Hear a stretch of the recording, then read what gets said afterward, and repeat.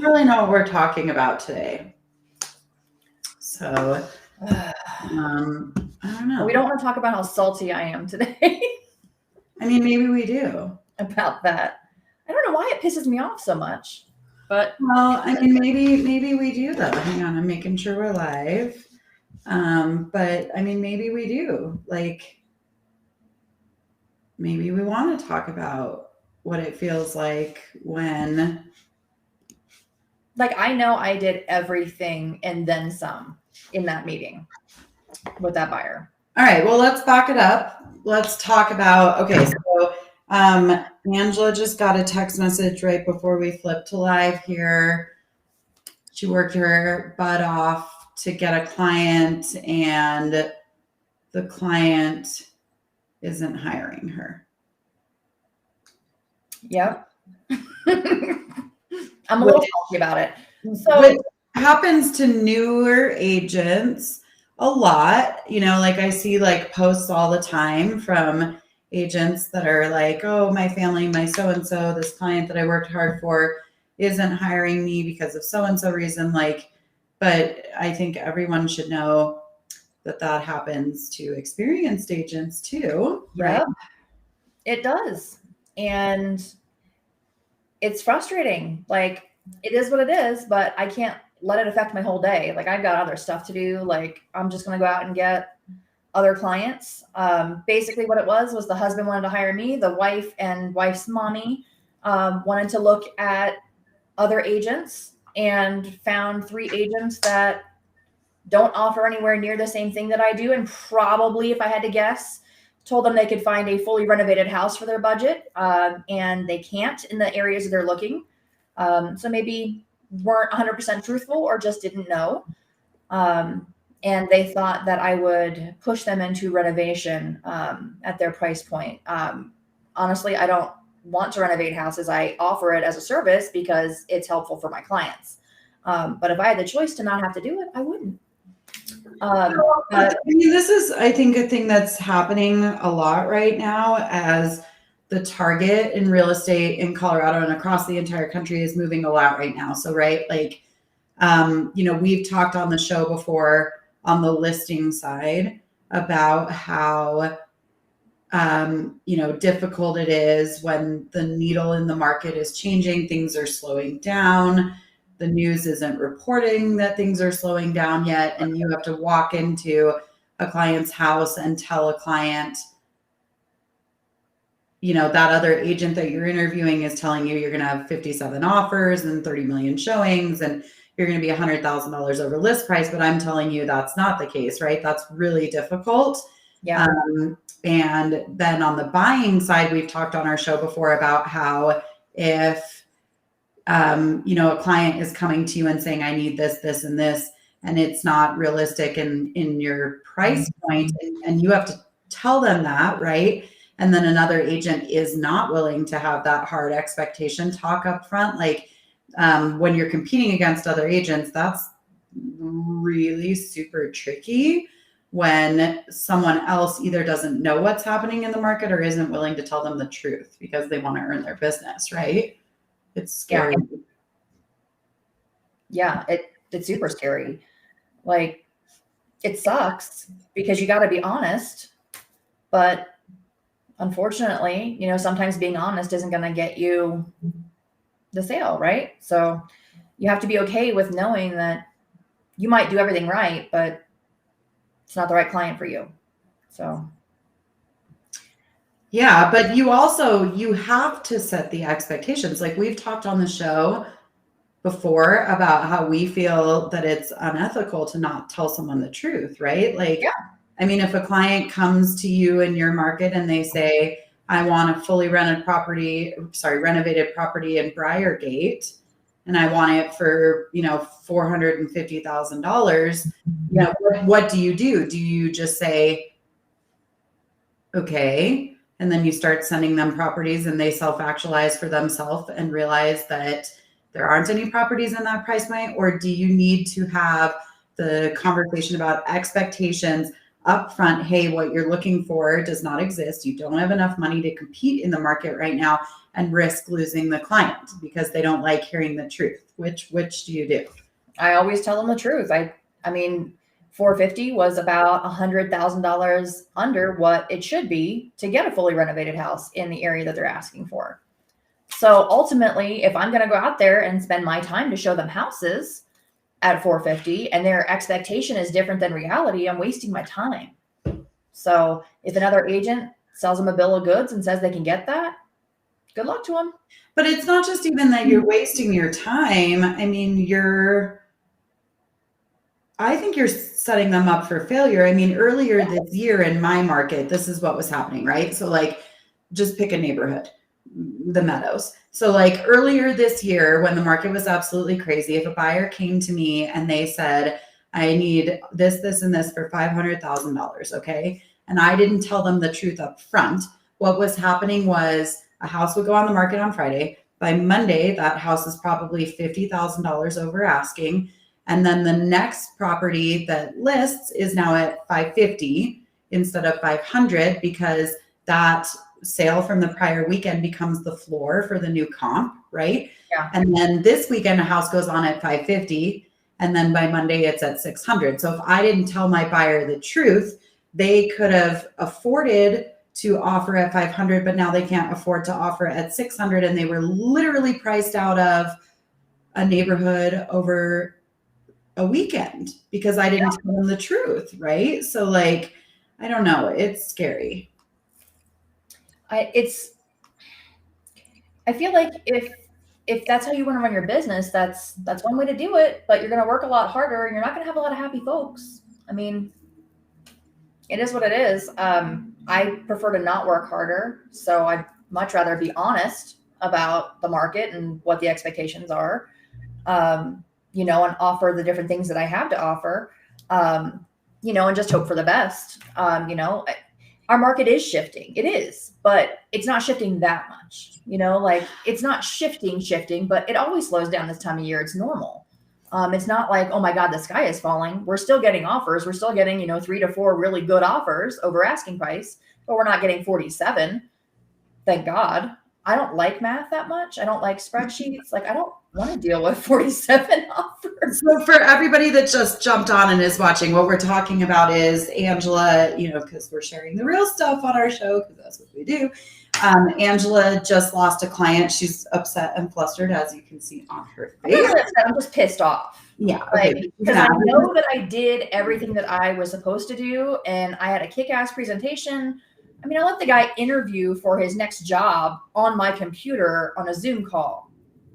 Like going above and beyond is like a wheelhouse. What we're talking about is she lost a client this morning because she told the client the truth about what is happening in the market, and the truth that she told him is that what he's looking for in the market to purchase is unrealistic and not out there. And he's going with another agent because another agent didn't tell him the truth and made him feel like he can go out there and buy what he wants to buy in his price point. So we are talking about,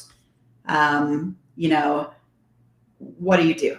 So in my market's going the opposite way right now. So in Denver, Angela's in Colorado Springs, which is a heavy military motivated market. And we're about an hour away from each other. And in my market, I'm struggling the opposite way, right? So 95+% of all listings in the last 2 weeks have had massive price reductions. Days on market are 10 times up, which sounds insane. But when you go from 2 days on market to 20 days on market, so in my market, everyone is panicking. Like I literally can't even breathe during the day because all I'm getting all day long is text messages from clients about like why their house hasn't sold in 5 minutes. So on my side, what I'm struggling with is you are not going to get 500 offers right now. Your pricing may not be correct, and you need to hang on for a couple weeks until your property sells, right? So if I'm in competition on a listing presentation and I'm going in and telling people you probably will get an offer at where you priced. If you priced correctly, if you price too high, you will be making a price reduction, and you're probably going to sit on the market somewhere between 2 weeks and 20 days.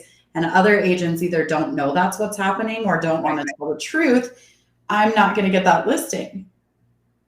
So we're talking about, what do you do? Do you tell the truth and do you set the expectations up front and risk losing the client? Or do you buy the sale, whether it's a buyer or a listing, by just saying, oh yeah, we can find you what you want to buy, or oh yeah, you're going to have 100,000 offers your first weekend on market? I mean, I always tell the truth. I don't sugarcoat it, and that's probably part of it. I'm brutally honest with clients, and I tell them exactly what the market is like, and I show them the stats, I show them the comps, so that they are more knowledgeable. Because if they are shopping me against another realtor, I want them to at least come in armed and ask questions like, hey, this person's saying this is what's in the market, and you're saying this, so who's right? Well, who else are you going to go to? You're going to go to the news. Well, the news doesn't know. The news is like months behind us, right? So it is what it is. I mean, I know the market, and I actually, like 2 days ago, just had a client come back to me that hired another agent to list their house because they listed it for cheaper. And I was like, I'm not reducing my commission. Like, I know what I offer, and I'm listing it for this. So you get what you pay for. And he actually fired his agent and came back to me because they promised him he'd be under contract in 5 minutes. Didn't stage the house, took, cell phone photos, didn't market the house. And so they let that person go and hired me. I'm going to go stage the house today. Renovations have already been done. I'm going to put it on the market, and we're probably going to have multiple offers next weekend. So, real question. Do you think that the majority of the difference in agents telling buyers or sellers that they're going to get a certain thing and it's not realistic, do you think that that comes from lack of knowledge about the market, or do you think that it comes from an unwillingness or an inability to have difficult conversations? Both. And I would add desperation. What do you mean by that? I think that people are desperate to please other people and will do whatever they can to get yeses. And unfortunately, some of those hard conversations don't get yeses. And it's yucky. You feel yucky when you can't make everybody happy. I'm not going to lie to somebody and tell them that they can get a $500,000 house for $400,000 in this market, because it's not going to freaking happen. And I sure as hell am not going to show them 8,000 houses and hope to God that somebody doesn't understand the market and takes an offer $100,000 below asking. Not going to happen. I think that agents are normally averse to confrontation. And I think the more comfortable you get with that, I don't look at it as confrontation anymore. I look at it as expectation setting, and it's a little bit different. Like if a new expectation needs to be set, then you need to have that conversation. It doesn't need to be a scary thing that you put off for weeks on end. Like, it's like they say, bad news doesn't get better with time. Like, just tell people right away what's going on and reset a new expectation. Like, it's not that hard. What do you think? Do you think it's one thing or another? Or do you think it's just a culmination of things? I don't know. I think it's both. I mean, I struggle with tough conversations sometimes. I think that everybody does. I mean, no one ever wants to give someone bad news, especially if like the client isn't even yours yet, right? So that is, I can see how that's really difficult. Because I struggle with like just being super candid. I mean, I have the conversations, but it's not like I enjoy them. Like, yeah, there's been a couple times where I've been like, God, and I'm 20 years into this business. Like, can I take half a Xanax before I have to call these people? Because like, this is going to be rough, so I struggle with tough conversations. But you struggle with those tough conversations when you already have the client, let alone, when you're walking in and you're like, hey guys, by the way, the market is not what you think it is, either if you're trying to buy or if you're trying to sell. It's tough to have a hard conversation when you're trying to win their business, right? Like that's right. Really weird and yucky. So I think it's both. I definitely think I for sure believe a lot of agents don't know what's happening in the market. And the way that I know that that's true is as primarily a listing agent, I'm putting houses on the market and I have no other offers, and agents are still coming in and offering way above asking, giving away inspection rights, giving away appraisal rights. And I'm sitting here going, well, that's great for my sellers, but you just cost your buyers a good $1 billion and all of their opportunity in this transaction because you don't understand that, like, I was super slow and you're not competing against anyone, right? So like I definitely think it's both. Let's talk about like how we know our market. Let's talk about tools. Can we quickly talk about how annoyed I am with how not straight this sign is right here? Oh my God. Is that better? Jesus. Whew. What does it say? It says, I want to inspire people. I want someone to look at me and say, because of you, I didn't give up. Oh, I like that. Okay, so let's talk about tools. Let's talk about like how we understand our market, whether it's going crazy or it's slowing down. Okay, so like, what are your favorite tools, pieces of data? Like, where do you go to find out what the hell is happening, especially if you're not carrying like your own big book of business in which you can, because like if you're carrying a big book of business, you can just feel the pulse of what's happening, right? So like if you're not, where do you go to find, how do you find out what properties are selling for above asking? How do you find out all the data that you need to know to be informed? First of all, the second I list a house, my favorite tool in the MLS is something called Hit Counter. I don't know if you guys have that up there, but it's something that you can go in there and click on it and you can see exactly how many people are looking at your house, how many people have liked it, how many people have saved it, how many agents have sent it to their clients, and all of that. So I can track that. I know how many of those people need to see my listing in order for me to get offers. So if I'm not getting enough, I know that I need to then go to Facebook or whatever social media platform you're comfortable with and market the shit out of my property and get more people to see it. Because the more of those clicks I get, I know that turns into offers. So that's the main thing I use. I'm going to share my screen and like sign into our MLS because I think this will be really fun to like show people these tools that we're using. So hang on a second. Let me figure out how to share my screen because I think this will be a really cool way to show people like what we are doing to I'm interested to see like how many people you guys see up there versus what we see down here. Yeah, this is really interesting. Let's do this. Okay, so whoa. Oh my God. We're in the vortex. So can you see my MLS screen now? Mm-hmm.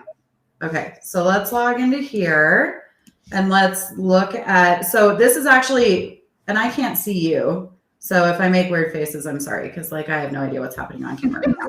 But this is really interesting to me. I'm flipping back. Oh my God. It's like, this is really interesting to me, you guys, because Angela, like I've seen that hit counter thing, I'm pretty sure, but I didn't even know that was a thing. So like, I love that thing. Okay. So like, let's talk about these tools that we use to know what's happening in the market because like, I just learned something from you. So I think you have to have an active listing that's not under contract yet. Okay. So I know that I've seen this. It is under my listings. Yep. Yeah. So and obviously if you're in different parts of the country, you're going to have different MLSs, right? But like, this is a thing everywhere. And I know this because I've seen it. I've just never touched it in my entire life. So this is the My Listing screen, and then I'm going to hit counters. But I just learned this from you because I've literally never touched this before in my life. So let's talk about, I'm struggling with this one right here. Okay. You're going to love this thing. So I'm struggling with, this is one I'm struggling with live in real life. We've reduced the price $100,000 in 30 days. So tell me like what you get from this screen and so you don't have enough people looking at it, right? I mean, that's the main one. You don't have enough people seeing that house.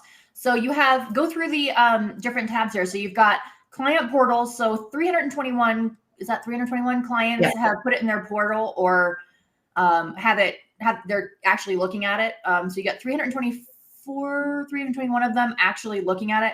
5 of them have said it's a possibility.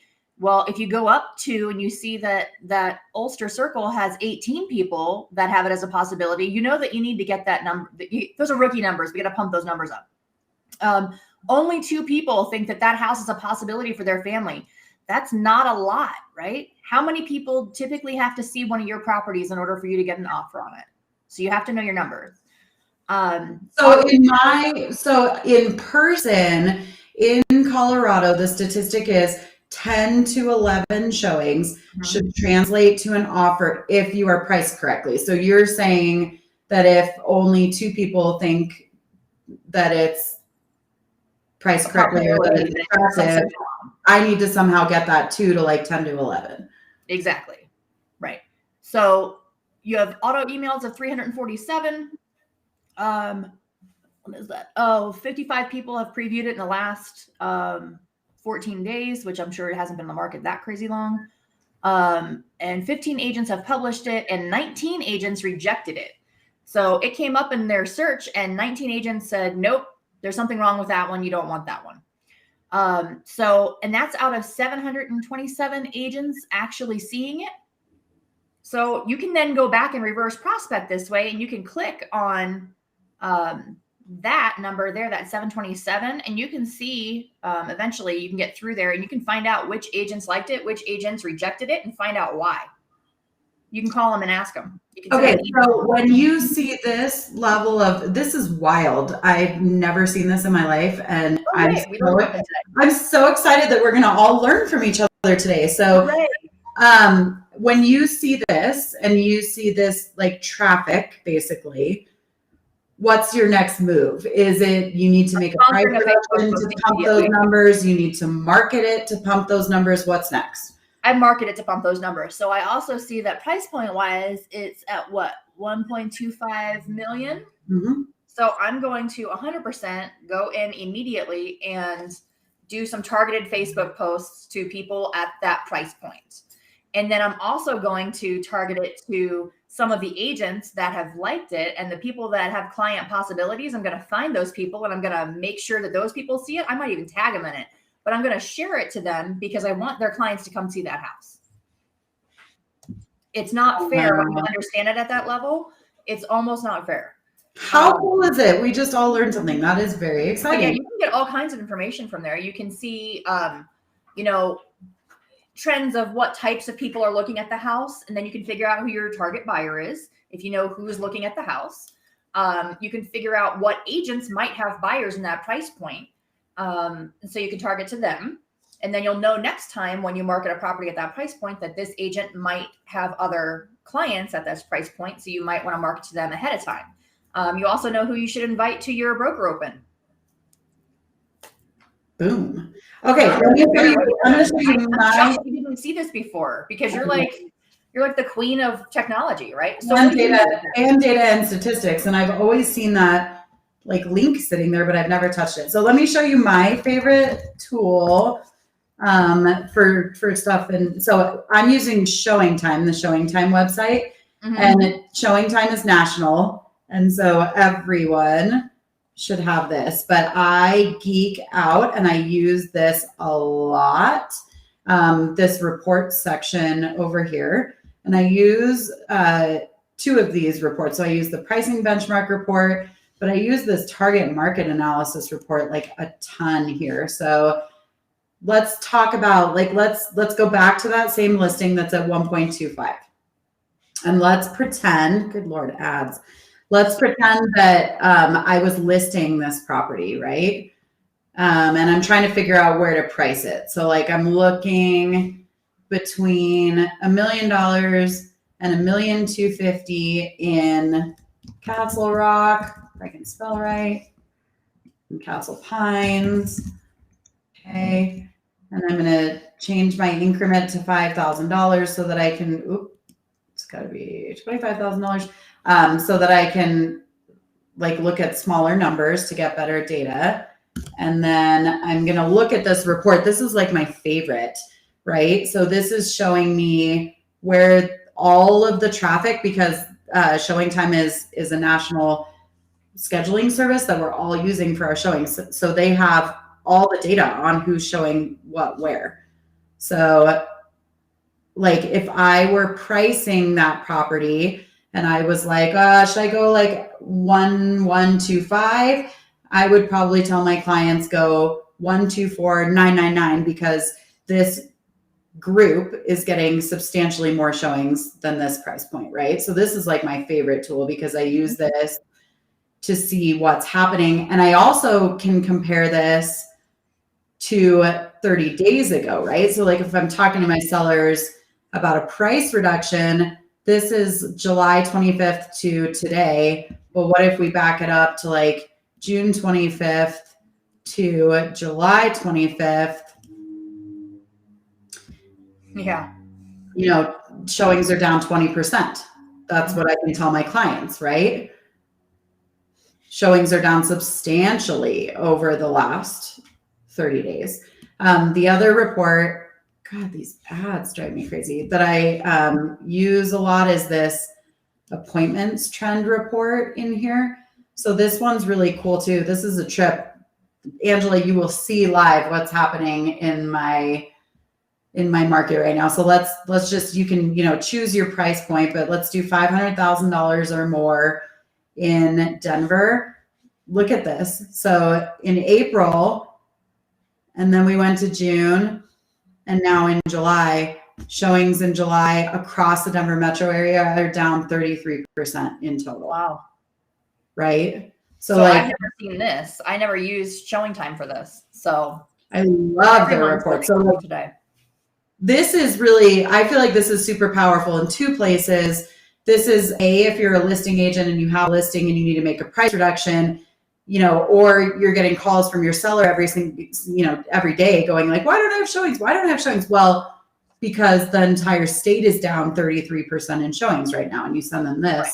The other way that this is really powerful is to go to your buyers and go, hey guys, look at what happened between April, May, June, July. Like you need to be buying like right now, right? Mm-hmm. Where is this? Right? Like we haven't had a dip. I would tell buyers that we haven't had a dip like this in potential affordability and ability to get a damn property since April of last year during COVID. So that would then be the post that I would make on Facebook.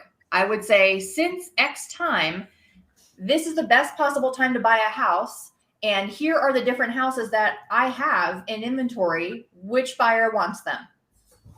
Who wants a good deal, right? Like, exactly. Because those tools. But this is the difference between being an agent with data and being not an agent with data, right? Like an agent without data might go onto Facebook or call up their buyers and go like, hey, I feel like it might be a good time for you to buy right now.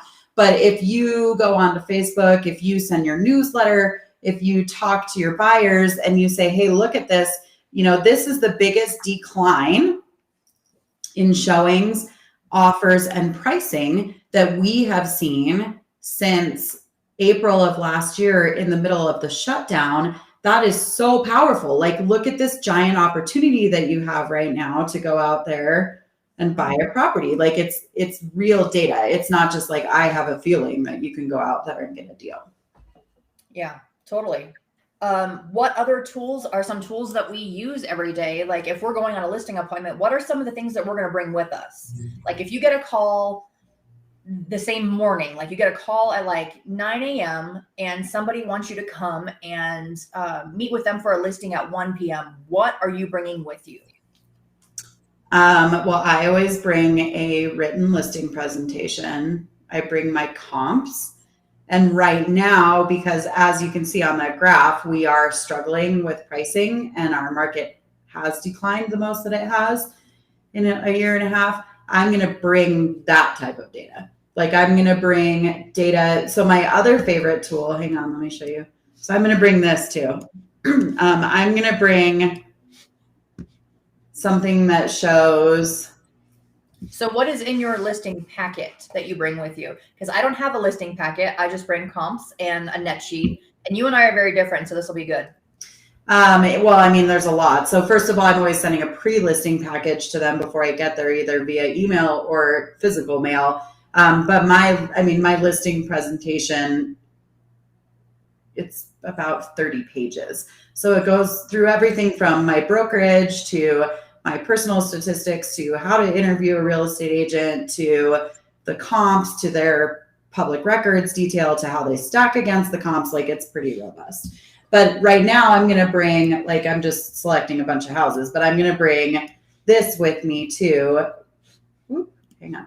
I'm going to bring this with me too for the houses that surround them, because again, I'm struggling with pricing. So I'm going to bring something that shows over the last like 30 days what the close price is over the list price, right? So like I'm going to bring something showing them, hey, houses are selling for 90% of list price, right? So that they're prepared that we might have to be doing a price reduction. So while you're doing that, where can somebody find a listing packet template? What are a couple places if they don't already have one? And what kinds of other things should they maybe put in there? A listing presentation packet, their brokerage should definitely have some type of template somewhere. If they're with like one of the big national brokerages, they'll have a template somewhere. Otherwise, definitely breakthroughbroker.com. We had Eric Sachs on the show, and he's amazing. His website has tons and tons and tons of resources. And then a lot of the big brokerage kind of real estate like rock stars, like a Ben Kinney or a Cody Gibson, you can go onto their websites and download a template, or call an agent in your market who you know uses one and ask them to see it, and R&D, rip off and duplicate. That's right. And you can add whatever you want in there. Like if I had one, which I probably will do now because you do list more houses than I do. Peer pressure. I will probably add in there before and after pictures of some of the stagings that I do, because that's one of the value adds that I offer, and maybe some of the before and afters of some of the houses that I've renovated, and before and after what they are selling for. And the other thing that I would probably put in there, if you know who you're up against competition wise after losing out on a client today, I might add this, maybe because I'm salty today, but you are able to pull listings and transactions from the other agent that you're up against and figure out what the list price was and what it sold for versus yours. How powerful is that? If the person you're up against has a sold price that's 15% under what yours is, or they say that they've sold X amount of houses when you can show that they actually sold X amount of houses. We have resources like that. So especially in different price points, if you're up against somebody that's only selling $200,000 houses and you guys are going for $1.25 million listing, and that person has no experience and you do, you might be in a better place than you think. Yeah, I actually put like a finger quotes selling resume in my listing presentation a lot. So I will put in, like, I'll go into the MLS and I'll screenshot the sales that I've had in that price point over the last whatever months or year or 2 years, whatever. And I'll print that out and I'll put that in there just to show, hey, these are all the sales that I've had in this price point. You can use your brokerage's sales if you don't have the sales yourself yet. Yep. Too. Awesome. Yeah, I think that's super powerful. Reviews and testimonials should definitely be in your listing presentation. If you don't, print them out specifically, which I do, you need to at least have like a link to a place where they can go and see those reviews and testimonials. I think, obviously a review from a positive client is always super, super, super powerful. Yeah, I think, and I would do that maybe one step further. I would not just do a review, but I would also put, talk to that client that left the review and ask if you can be used as a reference, and put their phone number there for your future clients to call them and verify that that was their experience. Because it's a lot more powerful than just, seeing the words on the paper. Go ahead. I always also bring a net sheet with me. Everyone knows what a net sheet is, but if you don't, a title company that you work with can help you with it. My title company that I use most often has it online that I can easily go in there and print it out. You're going to need some pertinent information from the seller. You're going to need to know what their payoff is, or approximately what their payoff is. You can always guess, but it's always better to get it from them. You just need whatever their last statement is. It's super easy. And then you're going to need to go in your assessor, your tax assessor, so you can get the taxes that they pay annually, what's owed. You're going to need to know if they have an HOA, what the HOA transfer fee is here. I always estimate $450 because that's about what it is for most of our HOAs here. And you're going to get really, really close. And that's going to give them a really good idea of what they're going to walk away with. And I always do it at like 5 different price points, because if I haven't put eyes on the house, I have no idea exactly what it's going to look like. So as I'm going through my presentation, I might be pulling out papers and throwing them in my purse because they no longer apply. And then by the end of it, I'm going to target between, 1 or 2 price points I think that we should list at and what I think they're going to net. So that's super helpful. Do you have one of those up? Yeah. So this is what she's talking about. This is a seller's net sheet. And I use Chicago Title. And so Chicago Title has an app on my phone. And then they've also got like a link to it on the website that you can use. And any strong, any good title company should have like a NetSheet app and a NetSheet website. But yeah, so this is what, exactly what she's talking about. So you're going to put in their payoff. The NetSheet is going to estimate most of those fees that she was talking about for you. I always like just up them a little bit because I'd always rather be safe than sorry. But this is going to show them like what their potential net at close is. And then let me find another one.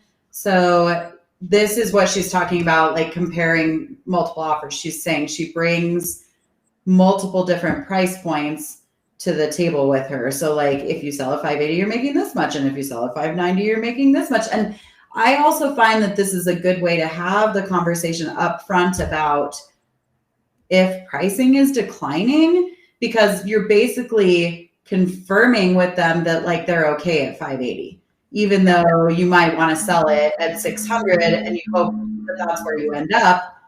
When they look at this, they're mentally preparing themselves for 580. Right. At least you have a bottom baseline, and anything above that is a bonus, and they're happy. Yes. As opposed to going the other way. It's always easier to say, okay, well, you're actually going to net 585 instead of 580. It's a lot easier to go up than it is for you to say, well, we only got offers at 570 or 575, and now they're upset. So yeah, and I think this is part of like helping in a declining price situation from the very beginning, setting the expectation without having to be so like forceful about it. Because basically what you're doing is you're picking where you feel is your bottom of the barrel, like worst case scenario. And you're saying to them, if we sell at 580, this is what you're netting. Are we comfortable with that? Awesome. There is a potential that we could sell at 600. Wouldn't that be fabulous?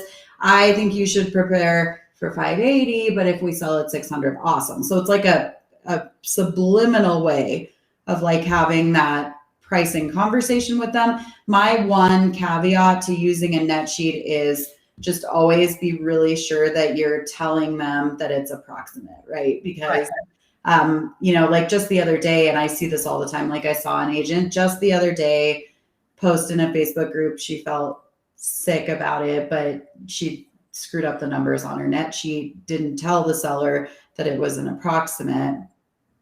And he was really upset because he lost like $15,000 because she didn't get her numbers right. So you just always want to, if you're giving it to them in person or if you're giving it to them via email, you just always really want to stress like, hey, this is approximate. When you go under contract, the title company is going to generate an exact accounting penny for penny, but this is kind of close. And you can always call your title company, your title rep, and have them, recheck your numbers and verify it before you give it to your client. That way, at least you have a secondary person putting some eyes on it. The other thing I do with my net sheets is, like I said, I have like 5 different price points. I have before renovation and after renovation pricing. So I have my net sheet on after renovation also includes what I think the cost of renovation will be and what their return would be on that. So that's why I do so many different ones. So if the house doesn't need renovation, we just throw that out and we go with the first couple. So this is also, while we're talking about the net sheet, we went down this funny tangent, but this is also so powerful. So last night I had a client call me, longtime client of mine. Opendoor sent them a mailer to their freaking mailbox. We were already talking about, them moving and selling and getting on the market and all that stuff. But, Opendoor sent them the mailer. The wife went online, filled out the thing for the Opendoor offer. And if you guys don't know this right now, both Opendoor and Zillow are making insane investments. Like, they are paying substantially more than a property is worth. And I'm talking $20,000 to $75,000 in some cases, more than you will ever be able to sell that house for, right? So these guys are coming and swinging because they want to take over market share. But so, they last night sent me, they were like, sorry, we cheated. They sent me the Opendoor offer, and I was able to pull up, let me flip back to my screen. This isn't it, but I was able to pull up a net sheet, right, where I put in the Opendoor offer, which looks so strong on paper in that offer, where it was like, whatever, you're going to make 580 and I can only sell it for 500. But then in my net sheet, I detailed out all of their fees. And then next to it, right, I put what we could sell it out on the open market for, and then all of the fees that it would cost with me. And it was very, very clear in writing for them to see that even though, they're paying me a commission, they're paying a buyer's agent a commission, they were still coming out like $10,000 ahead than they would be with Opendoor. So this net sheet can be wildly powerful in a lot of different scenarios. Yeah, definitely. And I mean, if you've gone through and you've done an O&E, everybody knows what an O&E is, I hope. It's conferences. So you can call your title company when you go and list a house and get an O&E. And what that's going to tell you is, are there any liens on the property that you need to know about that are at least recorded, so that you know ahead of time, so you can put it on the net sheet. Like, hey, remember when you guys haven't paid your HOA fees for the last 4 years? Well, now there's a lien on the property for X amount of dollars. So that needs to be calculated, because the last thing you want to do is be a week from closing and find out, oh shit, there's a massive lien on the property that we didn't calculate and we didn't factor in. And now they're not making as much as they should have. Those O&Es, I think, are what, like $5? And if you guys don't have a listing presentation, you can call your title company, call your title rep. I think it's $15, and sometimes they'll even take it out of your closing, and they'll even get you your own kind of listing packet that's got some details in it, like trends, restaurants that are close by. It's a great book for you to leave in the house when you have showings. And then it's going to have your O&E in it, which is super important. So if you guys don't know what that is, call your title company today and have them sit down with you and show you what it is, and have them walk you through what you need to be looking for, what are like the big red flags, so that you can be as accurate as humanly possible and educated when you walk into that listing appointment. Because they may not know about it. They may know about it and think it's not going to come up. But if you're walking in with all of that ammo, you're probably not going to lose. You might be up against somebody else, but it's very clear that you're a very different agent, and it was very important to you, even in a few hours, for you to get that much done. That's a huge thing. So let's talk about like personality types for a second, right? So like, I'm a high D, which means I do not like detail. I don't either. You start talking to me very detailed, like I'm going to fall asleep halfway through. I need you to hurry up and just get to the point, right? But I still, when I'm making a big decision on purchasing something, whether it's a TV or, like I could go buy a pair of shoes at the store and not think about it. But if I'm purchasing a TV, I'm researching Amazon, Walmart, Target, all the, people emotionally calm themselves down through facts and data. So even if your seller is one of those like, oh, let's just get it done type of people, this is how you set the expectation for pricing, and it's B, how you calm them and make them feel that you're going to take care of them, that you can hold them through this transaction, right? So like, I'm a big believer in the more data that you bring them, the more competent that they think you will be, right? Because not a lot of people are bringing any of this. Like, I'm always shocked when I show up to a listing presentation, and it happens all the time. Like, I'm talking probably at least once a month, where I show up to a listing presentation and the sellers will say, oh my God, like, no one even talked to us about any of this. I didn't know any of this. No one brought any information on anything. It felt like all the other agents were just showing up and going like, well, I think we should list at 500. Well, where did you come up with 500, right? So the more information you can give them, the more empowered by you they will feel. Yeah. I would challenge people. Like, I'm literally today, this afternoon, after I'm done staging, I'm going to start looking at building a listing presentation and having something in paper to give people. And I'm going to start from scratch, and I'm not going to use a template because I don't have one, because I'm not a big brokerage. I'm going to build one myself and make sure that I have something to leave with my clients that sets me apart, you know, because sometimes you're going to go into a listing presentation and see a bunch of other, you know, envelopes or whatever of other brokerages sitting on their table. And that's what that is. That's their listing presentation. And they're going to compare yours to theirs. And ultimately what they want to know is who's the most confident, who do they trust to get their house sold, and who do they trust to get their house sold the easiest possible way. The other thing that I do in my listing presentation is I set expectations with them of what my process is. So I'll share it with you real quickly. It's super easy. This is a fast and dirty version. Every Sunday, I stage houses. So I stage houses on Sundays, Tuesdays, and Mondays. So Sunday, Monday, Tuesday are my staging days. And then depending on what day your house was staged, your professional photography is ordered for the following day. I get my photos back that afternoon. I make the house active immediately, and I do not allow showings until either Friday night or Saturday morning. On Friday, I'm sending my cleaner over to the house to clean their house properly right before my showings start, like the smelly good candles. Saturday morning is typically when they start. I put my clients up in a hotel of their choosing. If they don't choose, I make sure it's a very nice hotel, one with, if they have kids, like it's got an awesome pool. I have a gift basket waiting for them, like some snacks for them to enjoy their experience there. I want them to not look at their phone the entire weekend that they're there. I want them to make a memory with their family, because likely they're moving out of the state. I want it to be their last like fun family vacay before they go somewhere else. So Saturday and Sunday and sometimes Friday night, I'm showing houses. I'm showing the listing until Sunday at 3 o'clock. When they get back on Sunday, I have a whole report printed out of all the offers that we have. I've already assessed risk. I've already talked to all the lenders. I have a full report for them. And then when they get home on Sunday night, we go over that. They sign their offer. They're under contract. And it was the easiest experience they've ever had. And they tell all of their friends about it. That's it. Yep. It's pretty easy. That's my system. That is also my system, except for right now, my market is not doing the latter part of it. Right now, my market is kicking everyone's ass. So we do almost the exact same thing, but then we're going to sit on the market for 20 days and probably have a price reduction right now. So it's very, very fun. Coming into a town near you.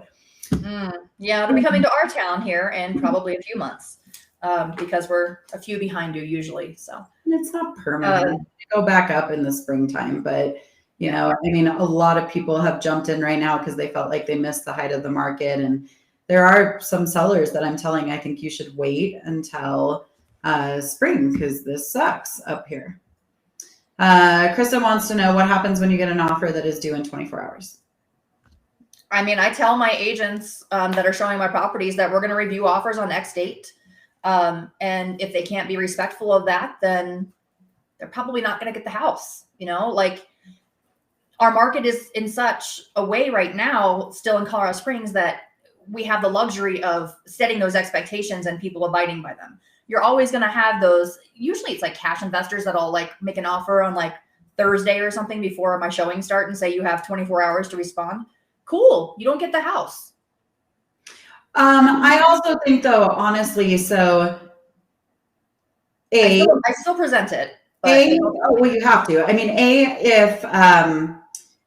if I'm listing a property that I know is going to go into multiple offers, I will put something in broker remarks or whatever the private section is for brokers in your area that says, and this is what I always say, if multiple offers are received, sellers will review offers this day and this time with a response this day and this time. So it's usually like if multiple offers are received, sellers will review all offers on Sunday night at 7 with a response to all buyers by Monday at noon.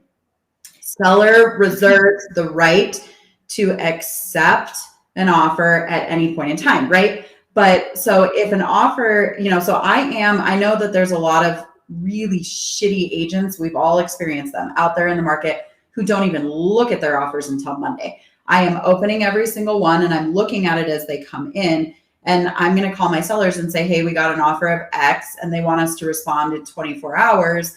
If the offer is freaking phenomenal and we want to take it, of course we're going to respond in 24 hours. But if we feel like we're not going to get there, then I'm just going to go back to the agent and say, please refer to broker remarks in which it says all offers will be reviewed by X day and X time and we'll respond by X day and X time. Yeah.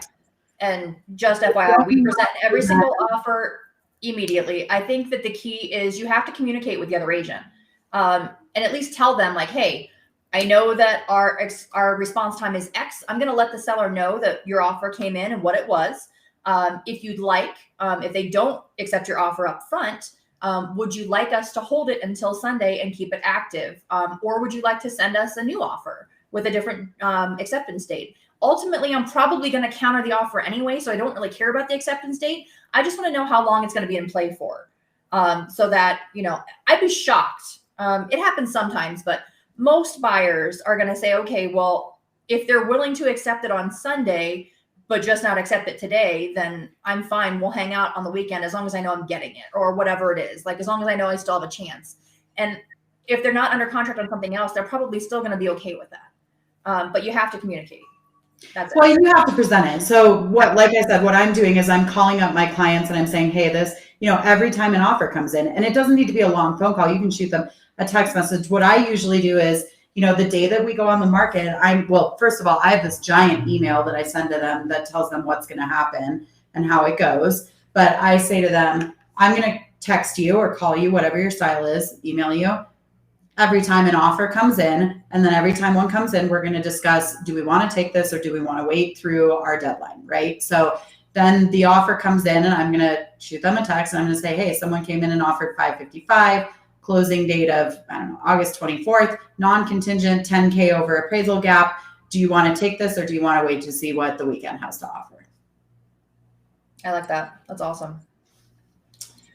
Woo! Well, we have to wrap up because we have another appointment after this. So we have to go. If you guys have any questions about any of that, please feel free to send us a message or add something in the comments, and we'll make sure that we link Lindsay's listing presentation, at least a couple of things that she adds to hers. And I'll tell you everything that I add to mine if you have any questions about that. And then I'm going to be making my own this afternoon. So if you guys would like to see what that looks like afterwards, I'm happy to share it with you.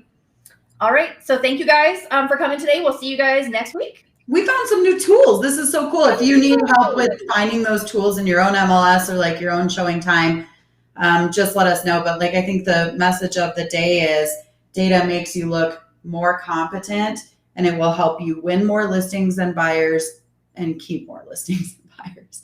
And it'll help you have nasty conversations much more easily when it's not just your opinion. It's like statistical data that you're backing up. Annette, excellent information. Thank you so much, Lindsay and Angela. Please share this afternoon. It'll probably be later on this evening, but yeah, I'll make sure that everybody sees what I'm doing, and I'll show you how I'm doing it and where I'm doing it. It'll probably be on Canva, so anybody can use it. We love you guys. Thanks for hanging with us. We will see you next Tuesday at 10 a.m.